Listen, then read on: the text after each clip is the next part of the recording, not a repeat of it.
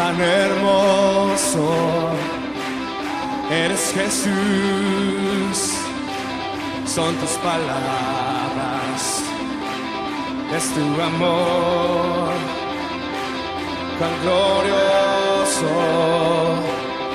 eres Jesús,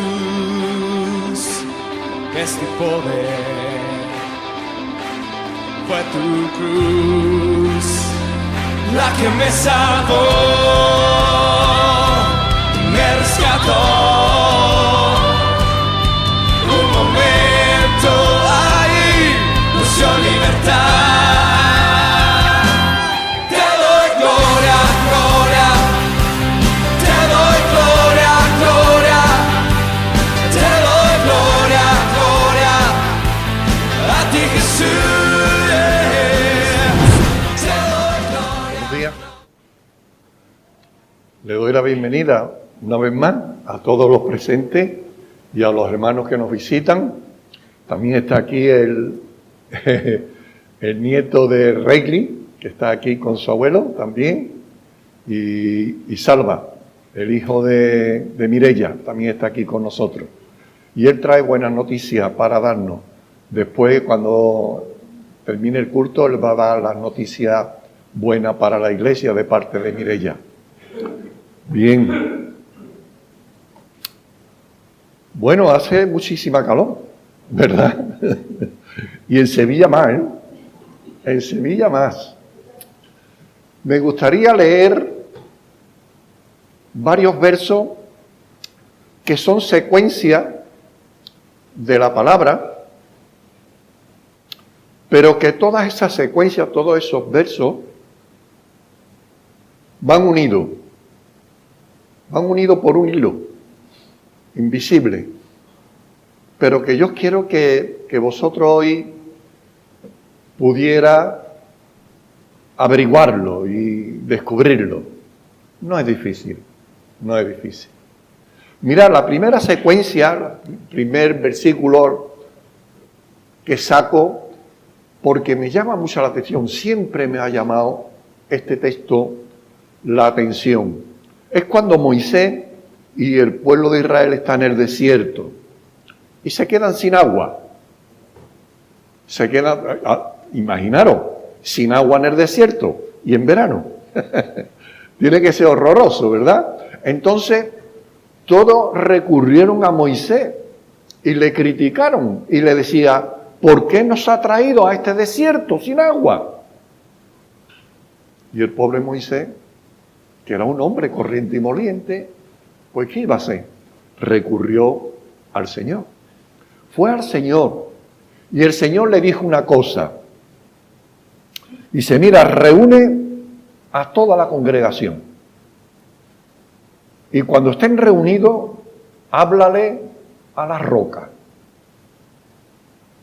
de Oreb. Y ella dará su agua.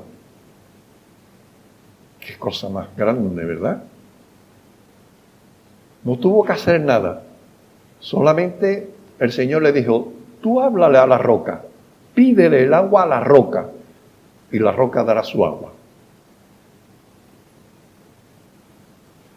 También otra vez, allí en el desierto, pues se quejaron a Moisés de que comía todos los días ese pan liviano, que le llamaba, ¿verdad? Ese pan liviano, el maná. Era un pan liviano.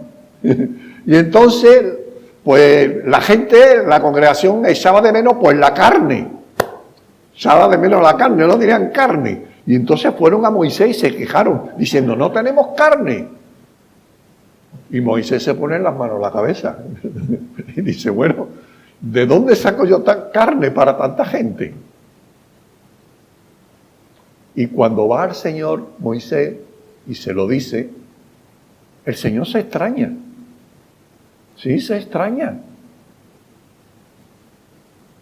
Y le dice Moisés, ¿se ha cortado alguna vez el brazo de Jehová? Cada vez que tú vas al Señor, ¿no te ha concedido lo que has pedido?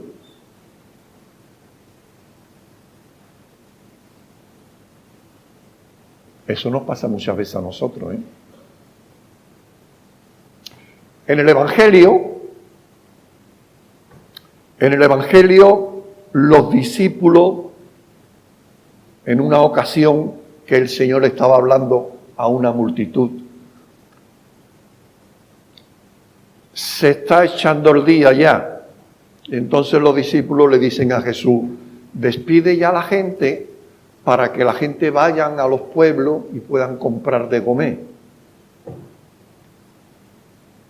Y Jesús le dice, no hace falta que los despida, dadle vosotros de comer. Dadle vosotros de comer. Y otra vez,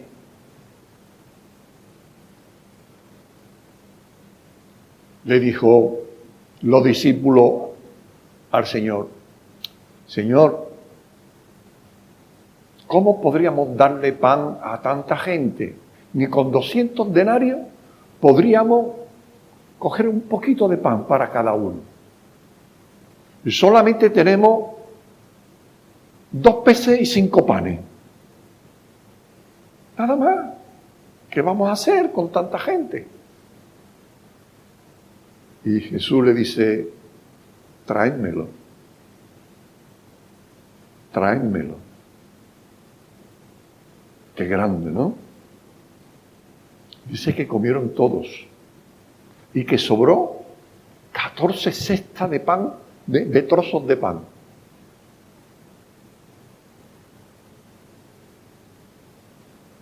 ¿Estáis cogiendo el hilo? Otra vez Jesús está en la barca, va navegando con los discípulos en la barca. Y Jesús se echa en la barca para descansar y se queda dormido. Se levanta un viento, una tempestad, empieza a llover y los discípulos van a Jesús a despertarle. Señor, Señor, Señor, que la barca se llena de agua y se va a hundir. Somos nosotros iguales que los discípulos. No se acuerdan ya de lo que ha hecho. Venían de darle de comer a 5.000 personas y ahora se quejan diciéndole que la barca se hunde. Que la barca se hunde con el Señor, con el Dios de los cielos. ¿En qué cabeza cabe eso? Jesús se levantó y reprendió a los vientos y al mar y se hizo una calma grande, grande. Los sacerdotes y los fariseos estaban cansados ya de Jesús porque iba todo el mundo detrás de Jesús. Y los fariseos y los sacerdotes llaman a los alguaciles para que vayan y lo prendan. Y prender a Jesús y traérmelo. Los alguaciles cuando volvieron sin Jesús. Y le dijeron, ¿dónde está? Y le dijeron, nadie, ningún hombre ha hablado como ha hablado este hombre. ¿Cómo vamos a aprenderlo? Ningún hombre ha hablado como este hombre. Y otra vez estando en la barca con Simón, estaba en la orilla y vinieron mucha gente para oírle. Y Jesús dice, Simón, coge la barca y retírala un poquito de la orilla. Porque la gente se agolpaban encima de Jesús. Se subió en la barca y desde la barca le habló a la gente. Cuando terminó de hablarle, llamó a Pedro y le dice, Pedro, coge las redes y la barca y boga mar adentro y echan las redes. Simón Pedro era un pescador de muchos años. Sí, hermano, de muchos años. Él sabía cuándo había que pescar y cuándo no había que pescar. Y le dijo, Señor, hemos estado toda la noche trabajando y no hemos pescado nada. Y Jesús se le queda mirando, como diciendo, ¿todavía no te has dado cuenta con quién está hablando? Y Pedro le dice a Jesús, no hemos pescado nada en toda la noche, pero en tu palabra echaré la red. Qué bueno, ¿no? En tu palabra.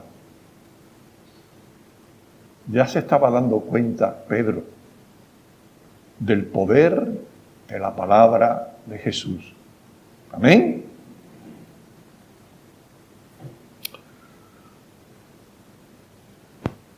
Jesús dijo, ¿creéis en Dios? Creed también en mí. Creed en mi palabra. Mi palabra es verdad y la verdad os hará libre.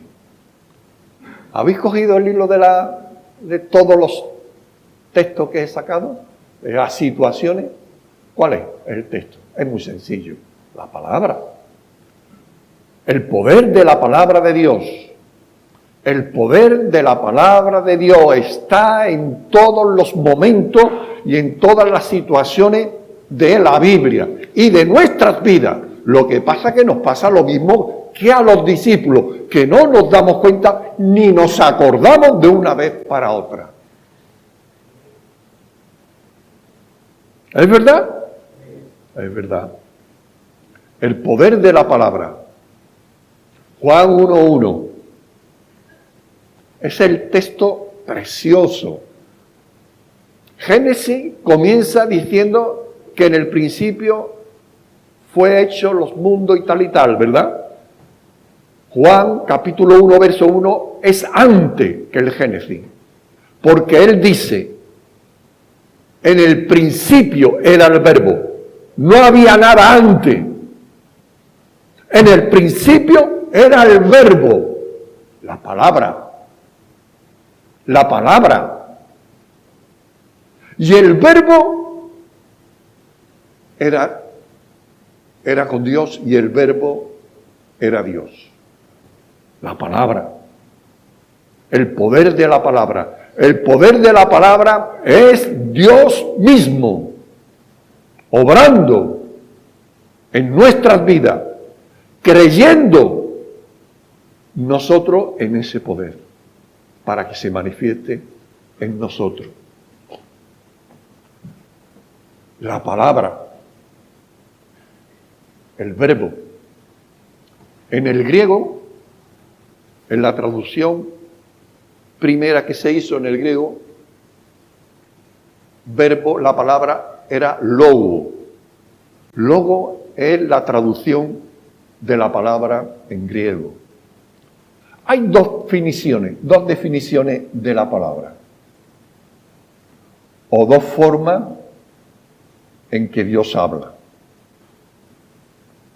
La primera es la palabra que se piensa. Es la palabra organizada, la lógica. De lógica viene logo, la palabra logo. Logo es la palabra establecida, la palabra revelada, escrita, con lógica, planteada por Dios y en el orden de Dios. Esta es la palabra. Y el Señor habla por medio de su palabra. La otra palabra o la otra forma se llama rema.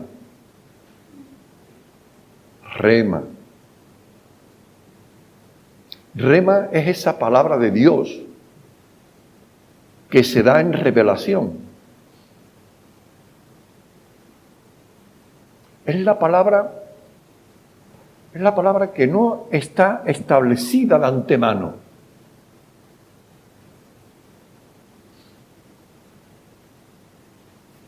Rema es la palabra que Dios te da a ti cuando tú la necesitas. ¿No te ha pasado eso alguna vez? Es la palabra que te pone Dios en tu corazón y en tu mente Porque tú necesitas esa palabra para levantarte, para animarte, para sanarte. Y tiene esa palabra que viene sin saber cómo, ni cuándo, ni dónde la has leído, ¡pum!, viene a tu corazón y hace la obra de Dios en tu corazón. Esa es la palabra rema.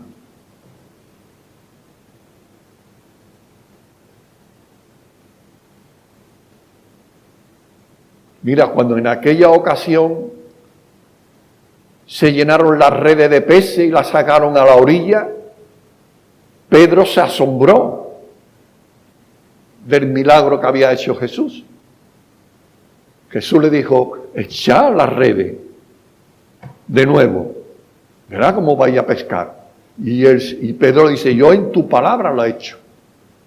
Y cuando sacó la red llena de peces, Pedro se asombró. Y se acerca a Jesús y le dice, Señor, apártate de mí, porque soy hombre pecador. Y Jesús, mirándole a los ojos, le dijo, no temas, no temas, desde ahora será pescador de hombres. No se lo dijo a todos los discípulos, aunque después sí se lo dijo, pero en ese momento se lo dijo a Pedro, porque Pedro en ese momento necesitaba saber en qué momento estaba y qué es lo que iba a ser de él. Señor, ¿tú estás haciendo estos milagros? Yo no soy digno de ti, hombre. Soy un pecador. Y yo digo, no temas, porque yo voy a estar contigo. Y yo te voy a hacer que tú seas pescador, pero de hombre. Tú me vas a seguir a mí y vas a dar tu vida por mí. Aunque le negó 3 veces, Pedro dio su vida por Cristo. ¿Amén? Sí.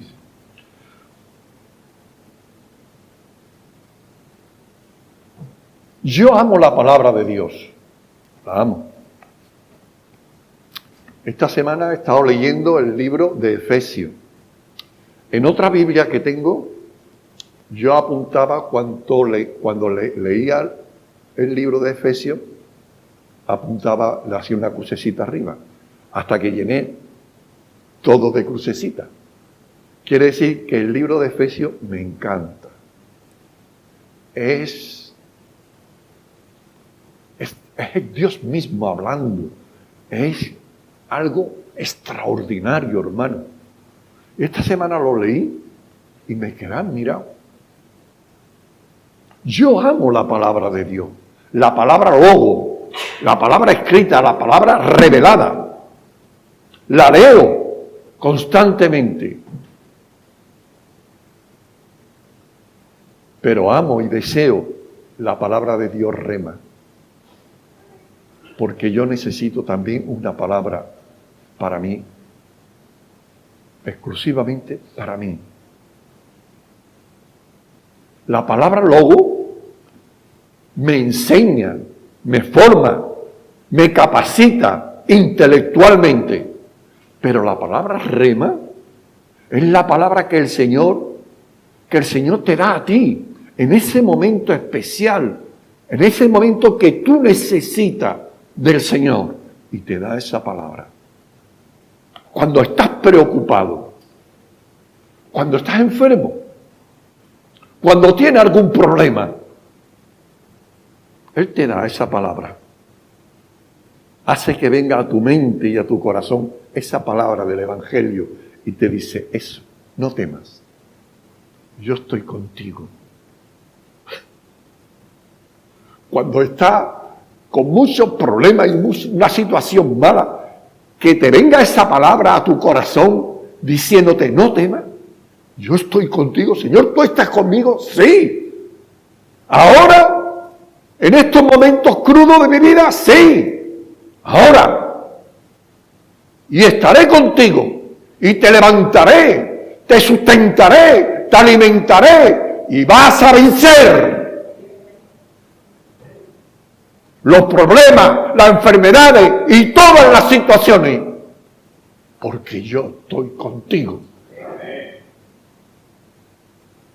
Esa es la palabra rema que te habla a tu corazón.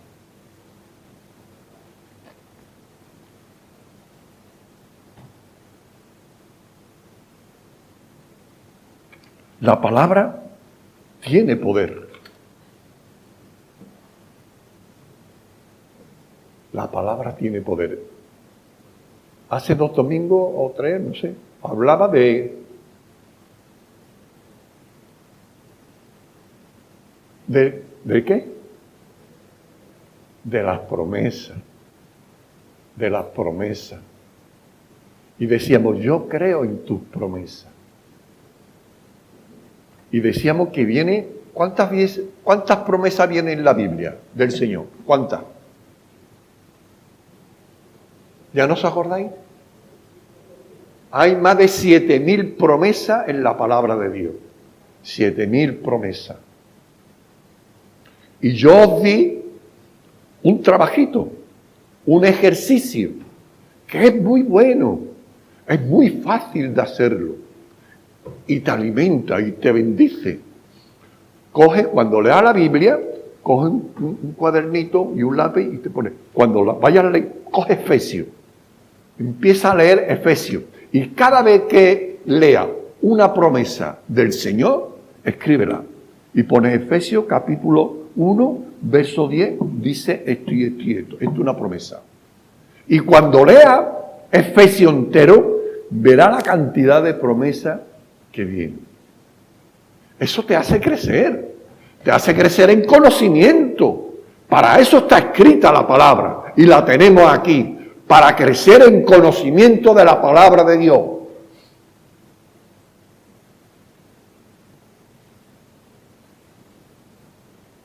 Y la palabra rema es la que te habla el Señor a ti particularmente. Cuando tú estás solo, cuando tú estás orando al Señor, en ese lugar que nadie sabe, en ese lugar secreto, tú le estás hablando al Señor, le estás contando las cosas y Él te está escuchando. Y cuando menos te lo esperas, Él te da una palabra, que es la palabra rema, la que te hace levantarte, la que te hace decirle al final, Señor, gracias, he venido a ti, a este lugar, para quejarme, para llorar, y me voy contento, y me voy gozoso, y me voy con fe de que tú estás conmigo.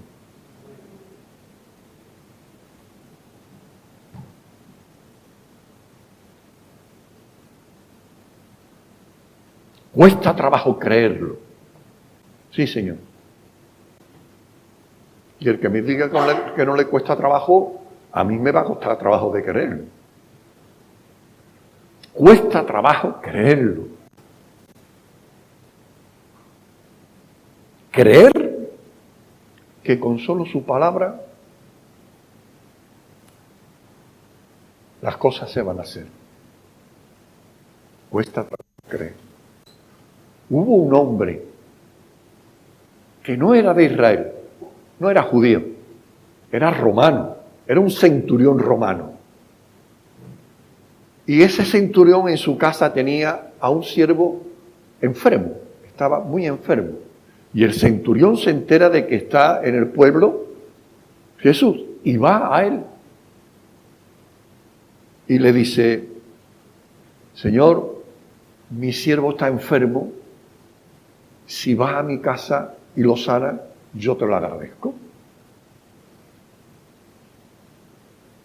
Y el Señor le dice, yo voy a ir. Pero se vuelve el centurión y le dice, Señor, yo no soy digno de que tú entres en mi casa. No soy digno, soy un hombre pecador.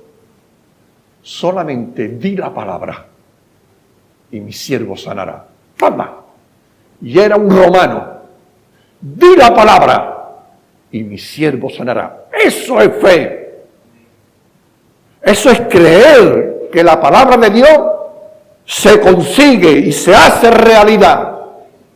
Que cuesta trabajo creerlo, claro, por eso es tan valiosa la fe. ¿Tú qué te crees? Que la fe es cosa menudencia, no. La fe es preciosa, dada por Dios para la salvación y el perdón de nuestros pecados. La fe viene por el oír la palabra y por creerla. Por creerla.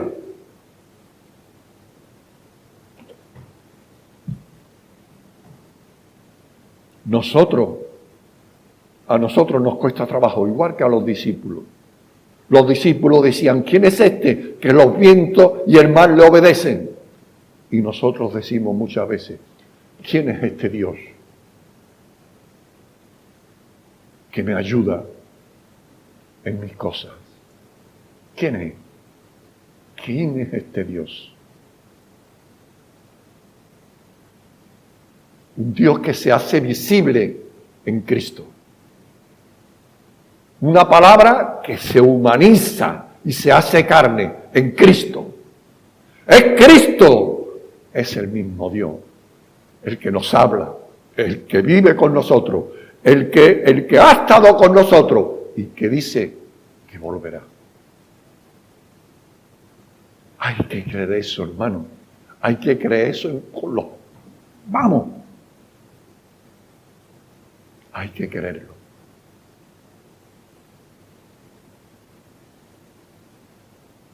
En el tiempo de Jesús,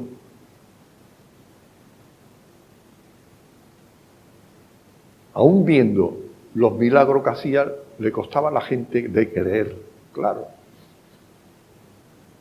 Le dijeron, Jesús, tu amigo Lázaro ha muerto. Y va a verlo. Pero cuando llega, ya llevaba 4 días. Marta, su hermana, le dice, maestro, ya lleva 4 días muerto y ya huele. Y se vuelve Jesús a Marta y le dice, ¿no te he dicho que si cree verás la gloria de Dios? No, pero yo es que, Jesús diciéndole a una mujer, ¿no te he dicho ya? ¿Cuántas veces te he dicho que si crees verás la gloria de Dios? ¿Cuántas veces el Señor nos está diciendo, si tenéis fe, vaya a vencer? Ningún problema en este mundo podrá contra vosotros, porque yo estoy con vosotros. ¿No te he dicho que si crees, verás la gloria de Dios? Y la veremos, hermano, la veremos.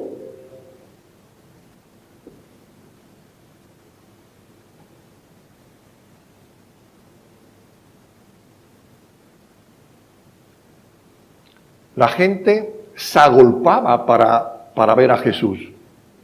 De todas partes salían la gente para oír la palabra del Señor. Literalmente dice en Lucas capítulo 5, verso 1. Mira lo que dice aquí. Aconteció que estando Jesús junto al lago de Genesaret, el gentío se agolpaba sobre él para oír la palabra de Dios. El gentío. Cuando dice gentío, está diciendo que había mucha gente, ¿no? ¿No? En otras versiones de la Biblia pone multitud. La multitud se agolpaba.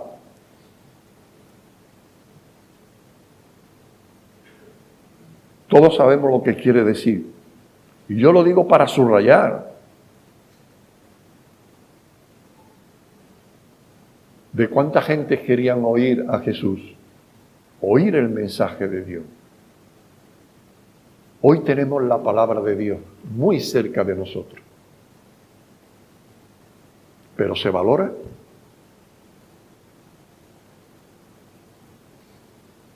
¿Se valora la palabra de Dios? ¿Se valora esta hora que estamos en la presencia del Señor hablándonos o se menosprecia?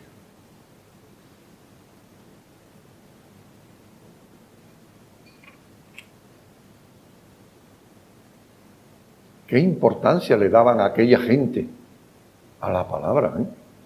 Hoy es difícil. Hoy es difícil que la gente se agolpen para oír la palabra de Dios.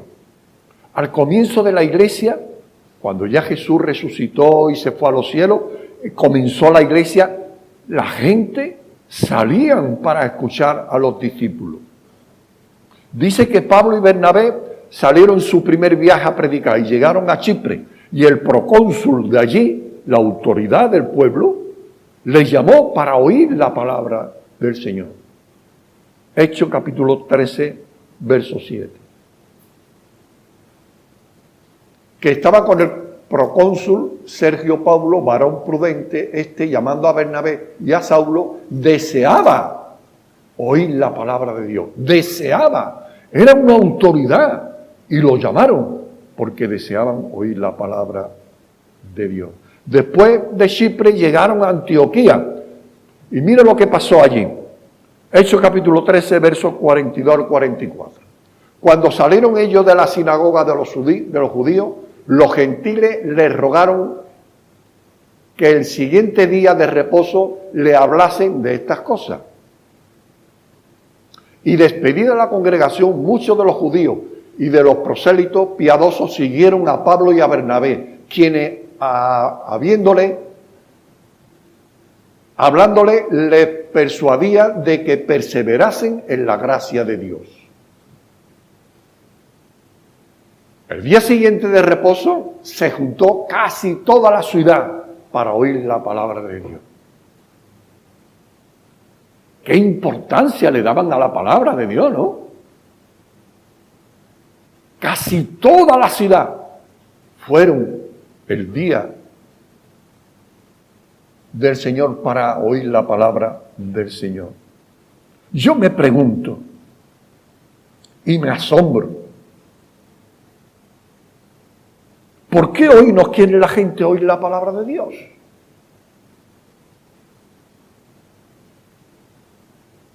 Y me asombro más, ¿por qué los creyentes no la valoran?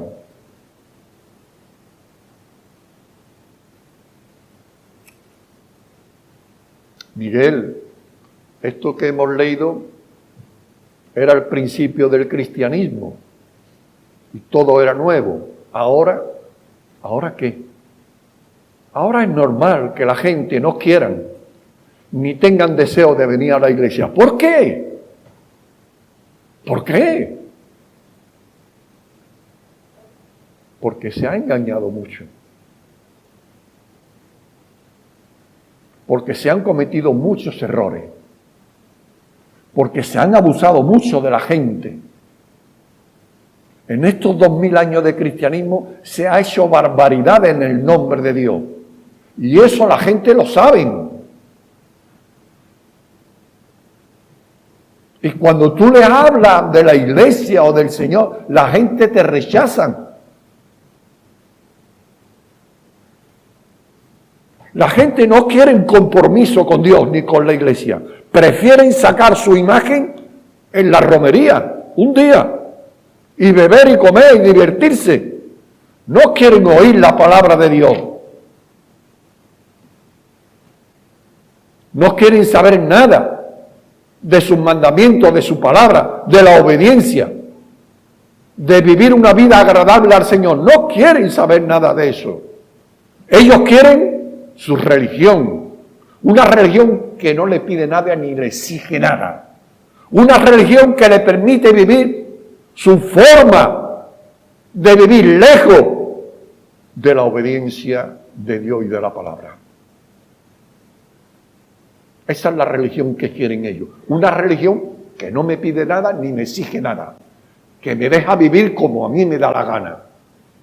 Después llega el día de la romería y ahí estoy yo, con el sombrero y el tambor y todo lo que haga falta. Y digo 20.000 veces viva el rocío y viva la Virgen. La digo 2.000 veces. Ahora, al día siguiente, no me acuerdo de nada.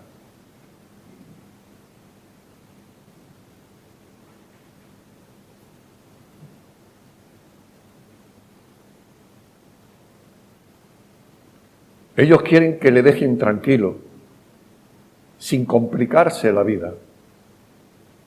Ellos quieren una vez al año, en Semana Santa o en la romería, cumplir con la religión suya. Beber, comer, que mañana moriremos. Eso es.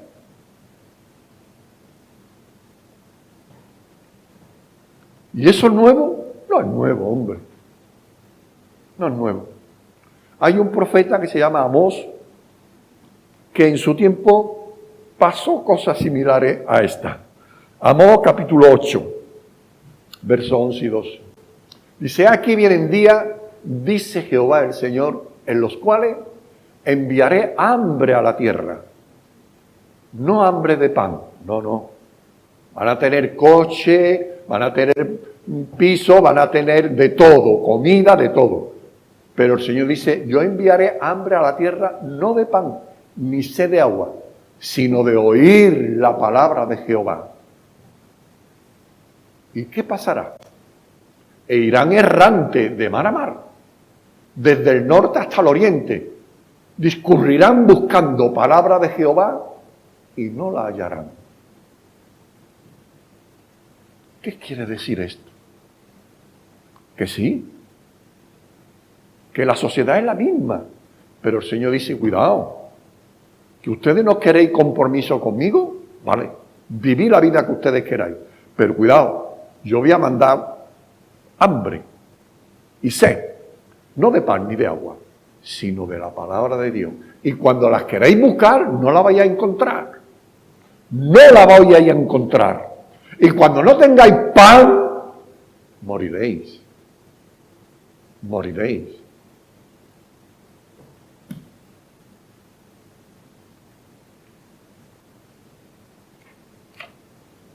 Hay tantas religiones, hay tantas iglesias, ¿verdad? Que se queda uno asombrado. Y le vienen las dudas al creyente más bueno del mundo. Le vienen dudas. ¿Por qué hay tantas iglesias? Que si este, que si lo otro, si el nombre de este, el nombre de este, no. ¿Qué es?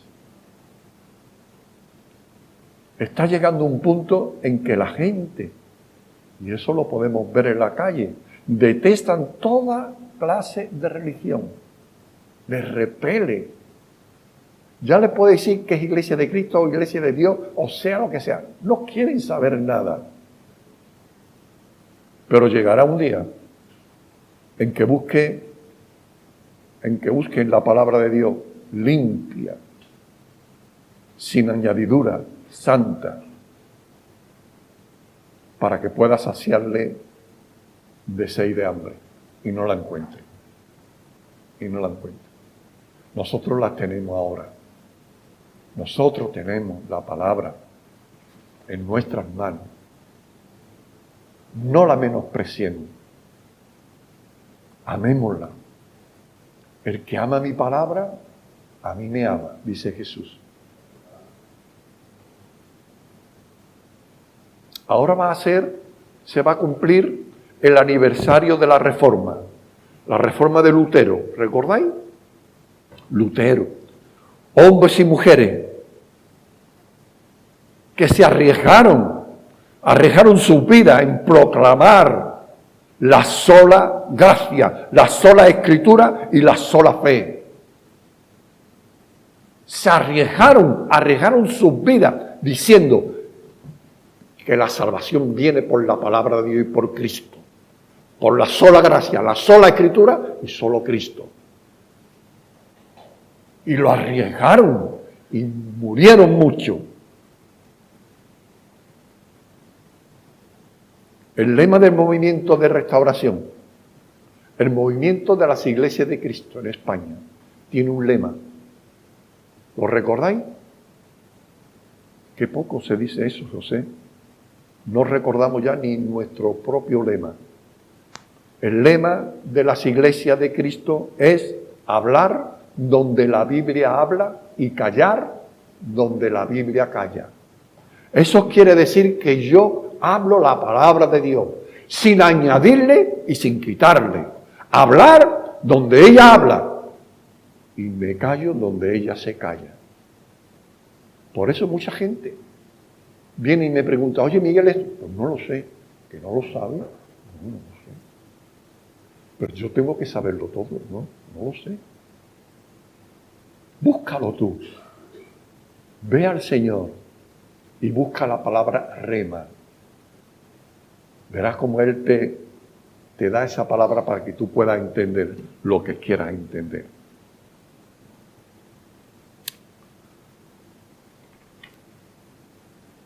Ya debería de terminar, ¿verdad?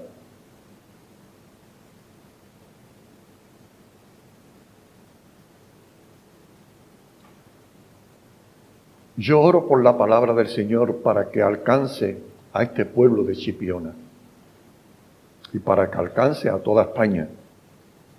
Yo sé que muy pronto, porque yo lo voy a ver, muy pronto el Señor vendrá y visitará esta tierra. Y habrá en los corazones de todos comenzón de oír la palabra de Dios. Amén. El hermano José Mellado, el domingo pasado, dijo de hacer una cadena de oración. Yo estoy de acuerdo. Yo me apunto. De hacer una cadena de oración para interceder por los hermanos fríos en la fe, por los hermanos que faltan. Y yo añadiría a esa oración, a esa cadena de oración, orar por un avivamiento en nuestra iglesia y en el pueblo de Chipiona. Solo dos temas de oración en la cadena, dos temas de oración. Dos temas de oración en la cadena. No vamos a meter, no se puede meter nada en esa cadena. Si tú tienes una necesidad, tú ora al Señor aparte. Pero en esa hora, que es la cadena de oración, se orará por los hermanos que faltan, por los hermanos fríos en la fe y por el avivamiento aquí en Chipiona y en España. Yo me apunto a esa cadena de oración. Voy a terminarme, que hay muchas cosas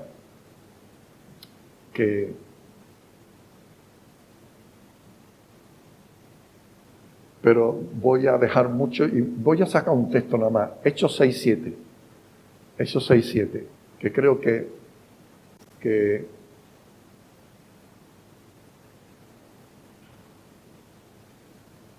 dice, y crecía la palabra del Señor y el número de los discípulos se multiplicaba grandemente en Jerusalén. Crecía la palabra del Señor. Eso tenemos que verlo. Pero primero tiene que crecer en nosotros. Crecer en la palabra del Señor en nosotros. Para que se multiplique el número de discípulos. Esto ocurrió al principio de la iglesia, pero puede ocurrir hoy. La palabra tiene el mismo poder. Y Dios no ha escondido su brazo. Amén. Si en verdad Él espera a un pueblo, a una iglesia, a unos creyentes obedientes para derramar su palabra en sus corazones, el Señor va a hacer la obra. Yo creo en el poder de la palabra de Dios. Amén. Di conmigo, yo creo en el poder de la palabra de Dios. Yo creo. Yo tengo fe en que la palabra del Señor va a seguir y se va a multiplicar, va a crecer en este pueblo. Que el Señor te bendiga, hermano. El Señor te bendiga.